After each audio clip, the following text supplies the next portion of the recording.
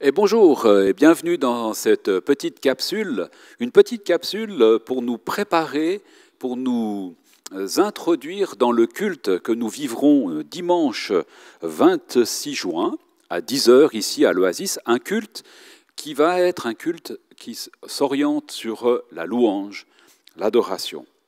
Donc une capsule pour nous préparer à ce temps, une invitation aussi à un temps convivial dans la présence bienfaisante de Dieu. Dieu t'accueille tel que tu es, là où tu en es aujourd'hui, et avec tes questions, avec tes révoltes, avec vraiment l'ensemble de qui tu es, sois vraiment le bienvenu dimanche pour ce temps de louange.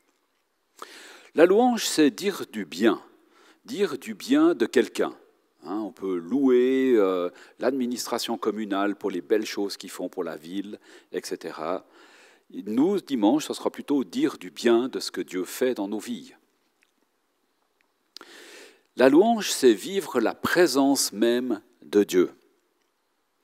Un texte dans le psaume 22 nous dit « Dieu habite au milieu des louanges de son peuple ». Dieu habite au milieu des louanges de son peuple. Et vivre un culte de louange, c'est vraiment comme inviter Dieu au milieu de nous pour dire du bien de qui il est, de ce qu'il fait dans ma vie, des belles choses qu'on peut vivre avec lui. Alors la louange, c'est quelle forme? Dans quelle forme est-ce qu'on vit la louange? Alors il peut y avoir la louange par le chant, il peut y avoir des témoignages de ce que je vis avec Dieu, il peut y avoir des textes bibliques qui parlent ou qui font écho à ce que je suis en train de vivre avec lui. On peut vivre la louange assis sur une chaise et même les bras croisés. On peut être debout en levant les mains. On peut danser comme David dans 2 Samuel 6 au verset 14. David danse devant l'arche, devant la présence de Dieu en fait, et devant tout le peuple. David danse devant le peuple pour louer Dieu, pour dire à quel point il est joyeux d'être dans la présence de Dieu. On peut sauter de joie, on peut agiter des drapeaux. Il y a vraiment plein de formes de louange et il n'y a pas une qui est meilleure que l'autre. Ce qui compte, c'est vraiment ce qui habite notre cœur et ce qu'on peut exprimer en parole, même dans nos pensées, etc. Alors, qu'est-ce qui inspire ta louange ? Ça peut être exprimer sa reconnaissance à Dieu, ça peut être exprimer sa joie pour ce qu'il est, pour ce qu'il fait pour moi, de qui il est pour moi. C'est vraiment comme une connexion cœur à cœur avec Dieu, la louange. Quelques inspirations pour la louange. On peut imaginer certaines choses. Voyez, par exemple, un condamné à mort qui va passer sur la chaise électrique ou je ne sais quel moyen sympathique, voilà, et tout d'un coup, il est gracié. Grâce présidentielle, il peut rester en vie. Il va être dans cette espèce de joie pas normale, en fait. Sa destinée, c'était la mort, et tout d'un coup, cette peine est abrogée. Et il peut être dans cette joie immense, finalement, de pouvoir rester en vie. Une nouvelle vie qui commence. Par exemple, maladie qui nous tombe dessus, tac, et puis un médicament qui fait bien effet et la vie reprend. Vous voyez, comme une nouvelle vie, quelque chose qui recommence. Il y avait tout d'un coup une perspective de décès, de mort, de fin, et tout à coup, une nouvelle perspective qui s'ouvre. Voilà. Remise à zéro des compteurs. Combien de fois, il y a des gens qui sont dans des dettes, qui sont dans des situations très compliquées, et tout à coup, tac, une remise à zéro, on efface la dette. Et voilà, là, il y a quelque chose de l'ordre au fond du cœur qui change tout, une nouvelle perspective de vie qui commence, et du coup, une joie qui peut s'exprimer. La grâce, l'amour inconditionnel, l'accueil comme tu es. Tous ces éléments-là, un petit peu, on peut les spiritualiser, si je peux dire ça comme ça. Le condamné à mort, notre vie est destinée, si on veut bien, physiquement à une fin.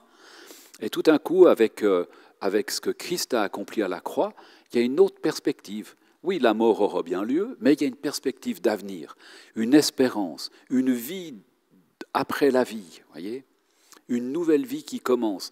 Quand je rencontre le Christ, quand je rencontre Jésus, quand je découvre ce qu'il a fait pour moi, qui il est, tout d'un coup, c'est une vie nouvelle qui commence, hein, un sens différent qui est donné à ma vie. Comme des compteurs qui se remettent à zéro. Il a tout payé pour moi sur la croix. C'est ce que nous dit l'Évangile. Et c'est ce qui inspire notre louange, c'est ce qui inspire ma louange, c'est ce qui donne dans mon cœur cette joie pour dire du bien de ce qu'a fait Jésus-Christ pour moi.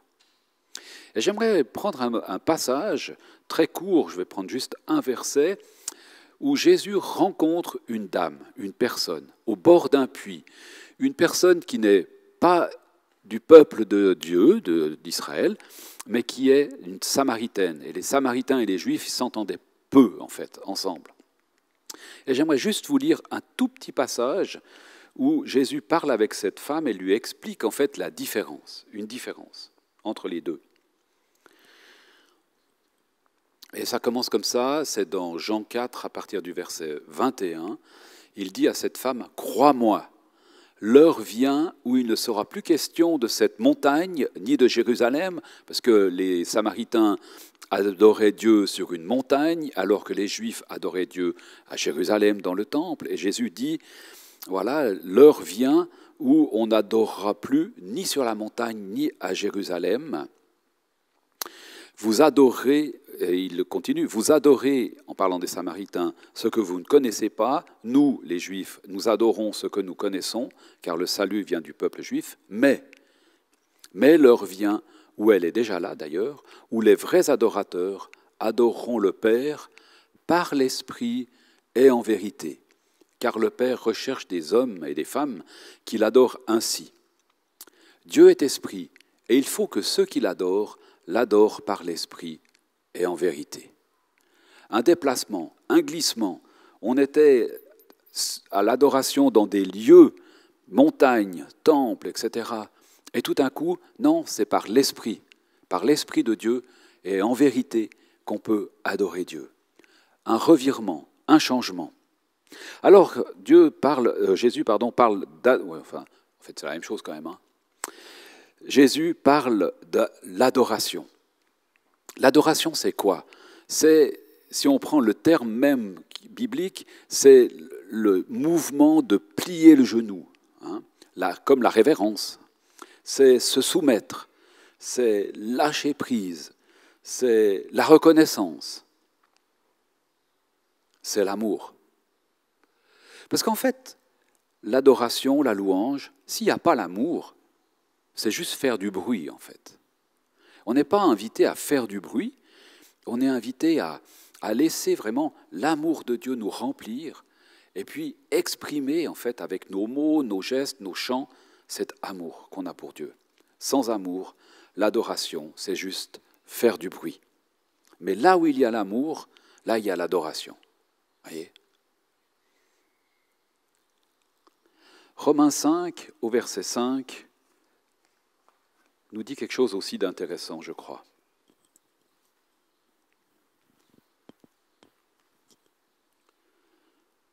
Notre espérance ne risque pas d'être déçue, car Dieu a versé son amour dans nos cœurs par l'Esprit Saint qu'il nous a donné.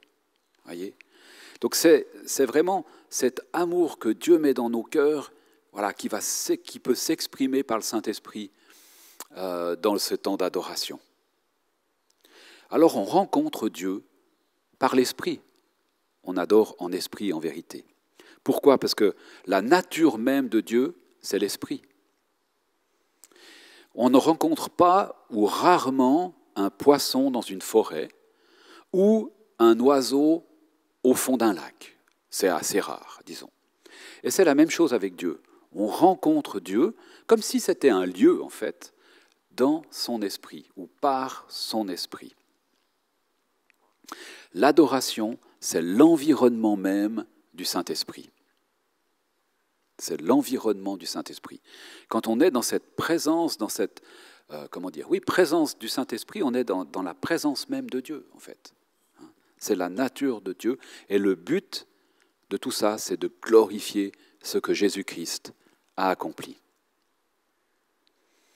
Le texte que je vous ai lu avant, il nous dit « on doit adorer par l'Esprit et en vérité ».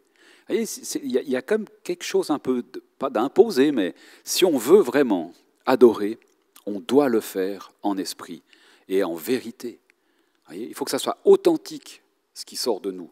Sinon, ça revient de nouveau à faire du bruit. Et il n'y a pas d'alternative, il n'y a pas d'option différente. Il y a une seule voie, un seul environnement dans lequel l'adoration est possible. C'est dans l'esprit, en vérité, par l'amour. La louange, l'adoration, c'est aligner nos cœurs avec le cœur de Dieu, avec l'esprit, pour glorifier Jésus-Christ. Dans la louange et dans l'adoration, on connecte au cœur même du Père. Avec l'esprit, dans la présence de Dieu, comme David qui dansait dans la présence de Dieu. Alors au cœur de la relation d'amour, on va se retrouver au cœur de la relation d'amour entre le Père, le Fils et le Saint-Esprit. On va être dans cet environnement bienfaisant, dans la louange et dans l'adoration. Et c'est là que tu es invité à venir dimanche matin. C'est ce que nous désirons t'offrir, comme un espace de sécurité, sécurisant, dans lequel on va pouvoir entrer dans la présence de Dieu, laisser Dieu nous rejoindre, laisser son amour envahir nos cœurs, laisser l'Esprit Saint vraiment nous travailler, mettre en nous des pensées, mettre en nous vraiment des mots pour dire et chanter notre amour et notre reconnaissance à Dieu. Un temps ressourçant et bénissant, tout simple, dans la vérité, dans l'authenticité et dans l'amour. Alors, je t'invite dimanche matin à 10h ici à l'Oasis pour vivre un temps de louange et d'adoration.